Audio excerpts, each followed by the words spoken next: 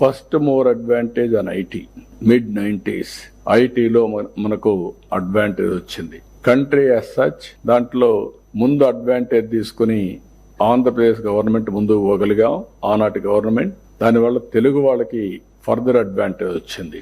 ఈ రెండు కాకుండా 2000 ప్రాంతంలో మీరు ఒకసారి చూస్తే డెమోగ్రఫిక్ డివిడెండ్ ఇది ఒక పెద్ద అడ్వాంటేజ్ మనకు. ప్రపంచంలో యంగ్స్టర్స్ ఉండే ఏకైక దేశం భారతదేశం.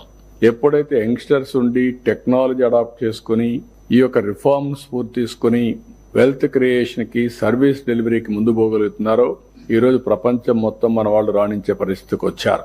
ఈ రోజు ప్రపంచంలో మీరు ఒకసారి చూస్తే హైయెస్ట్ పర్ క్యాపిటల్ ఇన్కమ్ ఎవరంటే ఇండియన్స్. అందులో 30-35% తెలుగు కమ్యూనిటీ. ఇలాంటివి వచ్చినప్పుడు దీన్ని లాజికల్ గా తీసుకుపోవాలంటే చైనా కంటే బెటర్ గా అమెరికాతో ధీటుగా పోవాలంటే చాలా ఎఫర్ట్ చేయాల్సిన అవసరం ఉంది. అందుకనే ప్రోడక్ట్ పర్ఫెక్షన్, బ్రాండింగ్ చాలా ఇంపార్టెంట్.